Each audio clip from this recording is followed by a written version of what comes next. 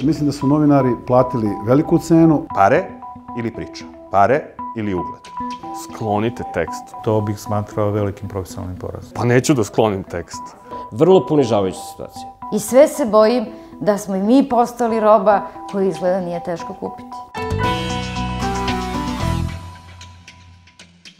Vrlo često razmišljam o tome kakve su sve transformacije i u našoj profesiji učinjene za ovih 13 godina. Preko 50% smo smanjili stalno zaposlenih, pa sad nas je jako malo koji smo u radnom odnosu, ovo ostalo su honorarni saradnici i morali smo tako da radimo. Profesija jeste svakako degradirana u Srbiji kada novinar koji treba da realizuje svoj program treba da razmišlja o tome kako će da nabavi ugalj, da li će dobiti platu posle 2 meseca zakašnjenja i tako dalje. Postavlja se ono krajnje profesionalno pitanje da li možete da odgovorite svojoj profesiji. Ali mislim da je to danas u Srbiji jako teško i da urednici prave razne kompromise, pa i sa marketingom, kako bi opstali. Biranje medija na kome će da emituju reklame, biraju mediji koji im upravljaju.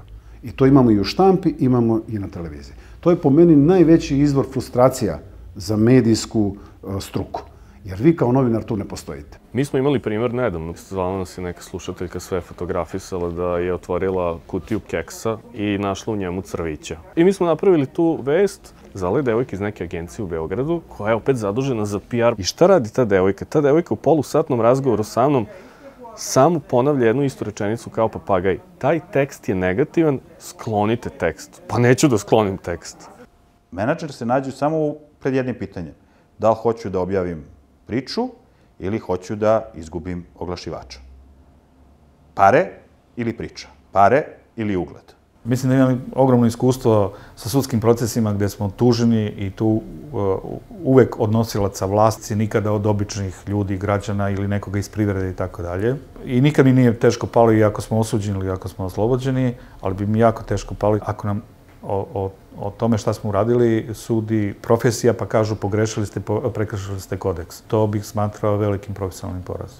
Pa naša odgovornost je ta što nismo imali izbor, što smo birali manje zlo. Pa umesto da se ugasimo kad nije bilo para, mi smo rekli, ma daj, malo ćemo se strpeti, pa ćemo da nastavimo da radimo, možda će biti bolje. I to možda će biti bolje 2002. i 2004. i 2007. i 2012. ali nije bolje. Naprotiv, gore je. Ali to je ko žabu. Znaš, kad kuvaš, staviš ju u vodu, možeš da zagrevaš vodu, žaba će se skuva na kraju, a neće provaliti da je skuvana. Postojate pitanje, pa gde smo mi kao novinare?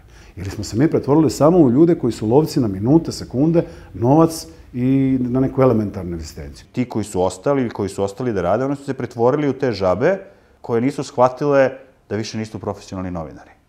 Čast izuzecima.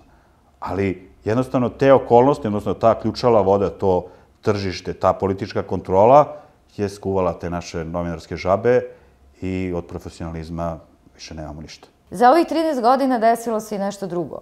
Da se i kod nas podelila i nastala neka nova novinarska elita, koja nije elita u smislu znanja, stručnosti i profesionalnog rada, nego tako što su postali, rekla bih, i estradne zvezde, koje se šetaju sa kanala na kanal, odlaze na specijalna mesta, gde se specijalno izveštava i tako dalje, a sve se bojim da iza toga opet stoji nekakav novac i sve se bojim da smo i mi postali roba koju izgleda nije teško kupiti. I dok ne razdvojimo žito od kukolja i ne kažemo ti si novinar, a ti, brate, nisi novinar, nego si propagandista ili ne znam šta si, od toga neće biti valjde.